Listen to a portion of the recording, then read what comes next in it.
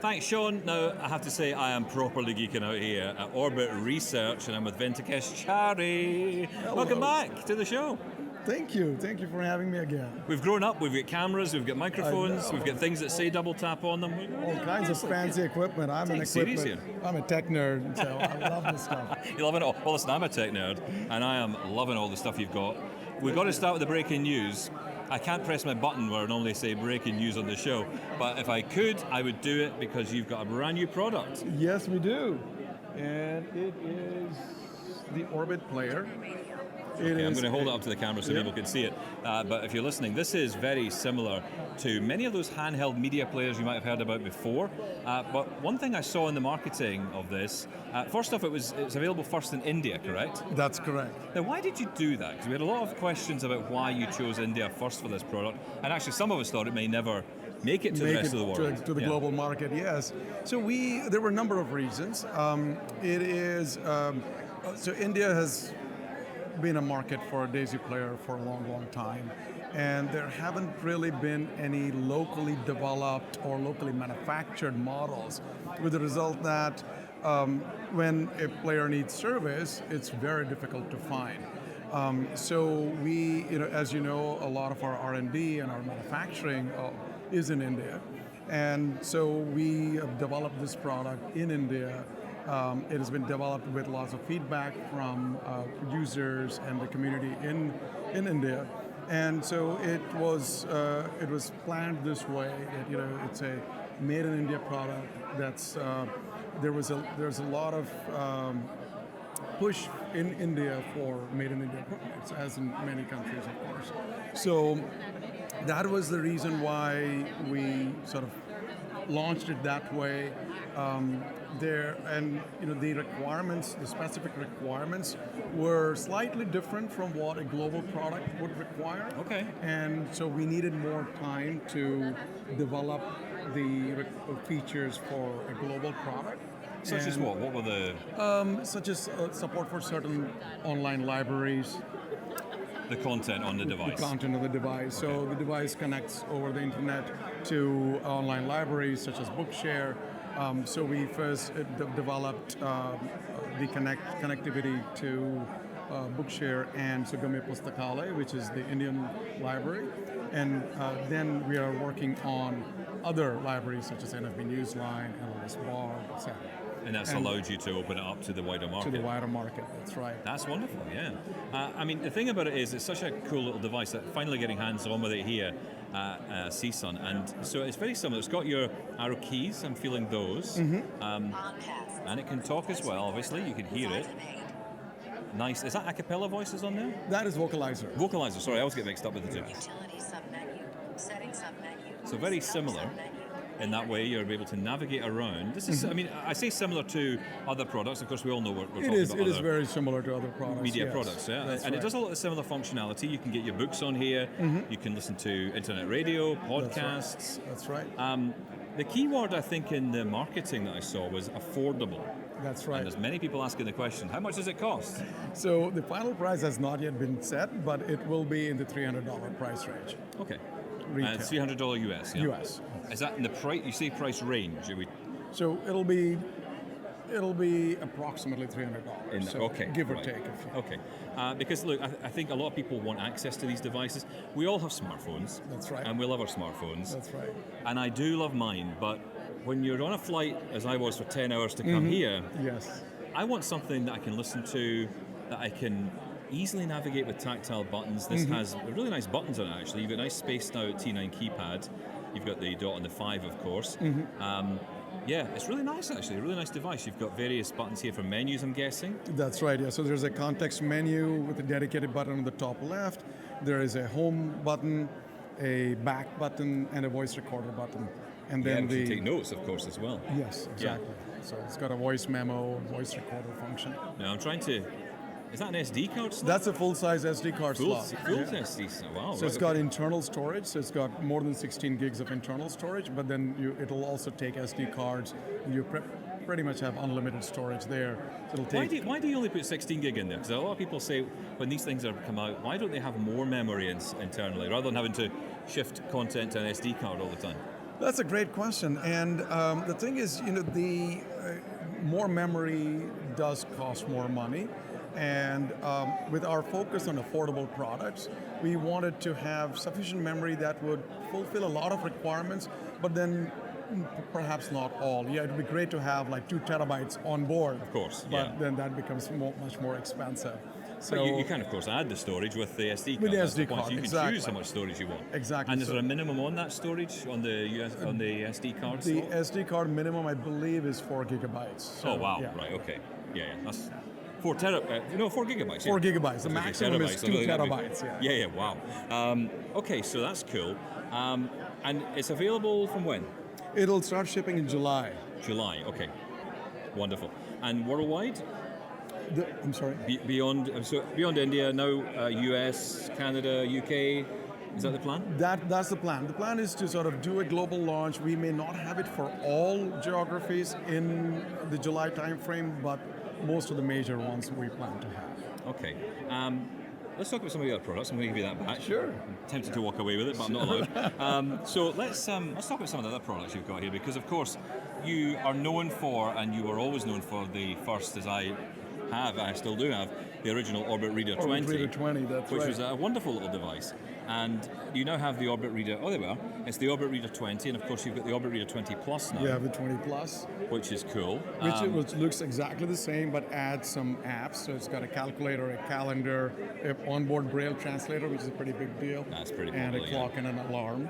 Yeah, and you've got the 40 cell version of this We as have well. the 40 cell version also, which offers the same features as the 20 Plus. This is my first but- time getting hands-on with one of these. Oh, actually. really? Okay. Yeah. It's really, Okay. always wanted to try. I love the build quality here. Thank you. You know, it's solid. It really feels solid. I really like the way the keys are laid out, the number of buttons. It just seems logical to me, the way it's laid out. And these, again, the thing about Orbit, and the thing that's always interested me about Orbit and these devices, is that they're affordable devices. We talk so much in our show about the cost of Braille technology, and you've really worked hard at Orbit Research to bring that cost down. We have. But you've done it with actually, I think, really great Braille, because you've got that signage quality Braille. That's right. And we tried very hard to avoid compromises on quality. So and ruggedness is a really critical part of that, because a lot of these are used by young kids, and we've had them actually being thrown literally about 20 feet and still surviving. Wow. And interestingly, at CSUN last year, within the first minute of the show, starting on the first day, the lady walked up, had a bottle of water, just opened the lid, Oh, no, and no. and water fell on top of the display. Oh. And all we did was wipe it off and continue And to it was work. fine. Yeah. Yeah, I have to say you got to blind-proof these products, because we're all going to do it. We're all Right, going to do right. it. Look, Right. I want to talk about Orbit Speak, Yes, because absolutely. that's a cool little device as well. So this is the Orbit Speak. Yeah, so again, you've got File manager. This also has vocalizer. So feature-wise, it's actually very similar to the Daisy player. So it has the multimedia features, the podcatcher, internet radio, voice recorder, library access, and the ability to read advanced file types. But it also has an editor. So it's a full note taker. So you can Yeah. type and edit in Braille. It's got Bluetooth and Wi-Fi, so you can connect it to external speakers, headsets, etc. and again, you've got that full-size SD card. Full-size slot in SD there. card, exactly. Yeah, that's really nice. How much does this cost now? So there are 2 versions of it. The basic model doesn't do the advanced file types and doesn't do library access. So that is $550. The advanced model, or what we call the Orbit Speak Plus, is $699. Okay, cool. Let's talk about Optima. Sure. So Optima is a Windows laptop, essentially, but inside a Braille display, right? That's right. So it's a monolithic device and includes laptop components and a Braille display. So the interesting thing about this is that it's fully configurable before you buy it, and it's fully upgradable after you buy it. So the components will never really become completely obsolete. So if a couple of years later you want a faster processor, you can just upgrade the motherboard and we'll swap it for you. And that's because you've used framework, haven't That's you? right. So yeah. it is internally. These are framework changeable. modules, exactly. And we also have a choice of Braille, so Yes, yeah, PSO as well as our own signage-quality Braille. It's a good choice in that as well. I mean, this is a really cool device. Now, we've been hearing a lot about Optima. When is it coming out? Do we have a date yet? So we have had significant delays in its development, largely because it's a complex product, and especially being a laptop, it requires different kind of regulatory compliance testing. So there's a lot more engineering involved, and so that has taken us longer, and it's also required more funds, and we've needed more time to raise those funds.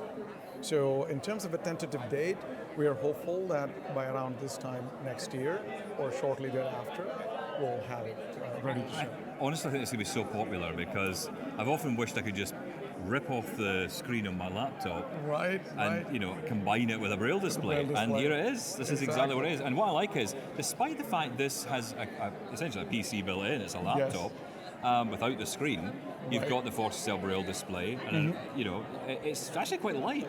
Yeah. I'm quite surprised at how light it is. Yeah. I can feel the heat coming off the back of it because it's a Because PC. that's where the fans are, yes. And so it's like, I know it's a computer here, but Right. I'm amazed at the actual lightness of it. I mean, I wouldn't say it's perfectly fine to carry around. It's the same Right. weight as an average laptop. An average laptop. I'm going to give you that back, but that is so cool. A lot of people are going to be excited about that, and we must mention as well the graffiti, because Yes. a lot of people are interested in multi-line displays as well. So we must mention that. Absolutely. This is, actually, I'll show you the graffiti in a second as well. This is the Orbit Slate. It is a multi-line Braille display that's intended I to get do my names only- mixed up here. Is this what we're talking about? No, the graffiti is a graphic display. Okay. The Slate, we have two models. This is the Orbit Slate 340. This is a multi-line. This is a multi-line, Yeah. 3-line 40-cell display. And then we have a 5-line 20-cell display as well, which I will hand to you in a second if I take this back. This is interesting. Yes, of course. And these do the same kinds of things that the Orbit Reader 40 does, but they are multi-line. And Wow. one of the key features of this is that if you're looking at tabular data or any data that is spatially arranged and you want to maintain that spatial relationship, you can do it very easily. So it's got a windowed reading mode. So you think about it as a window of 5 lines by 20 cells that you can pan across all of your data. It's maintaining the spatial relationships. So That's nice. Yeah, that's so cute. Actually, I'm holding it here like it's just like an iPad size. Really, it's really cute size. And like you say, you've got that Orbit Reader, Orbit Speak almost style device at the bottom there, which obviously has all the functionality. But then that multi-line display at the top. That's so cool. Thank you for showing me that. That's brilliant. And we must talk, of course, about the Q20 and Q40. that's right. So this is kind of like the Optima, right? But this It's a very display similar form factor to the Optima. So it's got pretty much the same keyboard. We spent a lot of effort in actually developing this keyboard so that it's got really nice keys and travel, and they are sculpted keys. And the Q20 has the same features and functionality as the Orbit Reader 40 does, except that it's 20 cells and has got a QWERTY keyboard. The Q40 model is also exactly the same, but it's got 40 cells. Yeah. So they have cursor routing keys, they have the same apps like a calendar, a clock, they have audio capabilities also just for indicators, haptics, and then of course can connect to screen readers. There's no speech output on these. There's no speech output. Okay, no.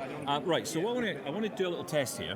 Sure. Can you hold it for me? Absolutely. Because regular listeners to my show know that I'm obsessed with keyboards. Okay. So I have to do a keyboard test. Absolutely, Now I'm please holding my do. microphone with one hand, so I'm going to do a little keyboard test here. Yep.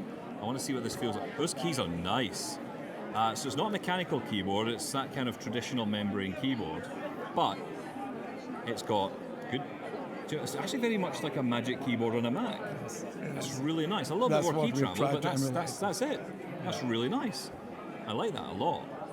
And you can see they're sculpted, so the main keys, the QWERTY and the numeric keys, the alphanumeric keys are concave. Do you know what? It's like my Logitech MX keys. Yes, Yeah, yes, indeed, yeah. indeed. Oh, that's nice. And the other keys are convex, so you get some tactile differentiation there. Oh, and you can feel. Oh, yeah. And you oh, have the F4 and you've and got, F8 and you get mark. bumps on the F4 Yes. and on the F8. And Yes. oh, happy days. I like this keyboard. Okay, so we need to find a way, guys. I'm just saying this to the production team. We need to find a way of getting all this into a bag.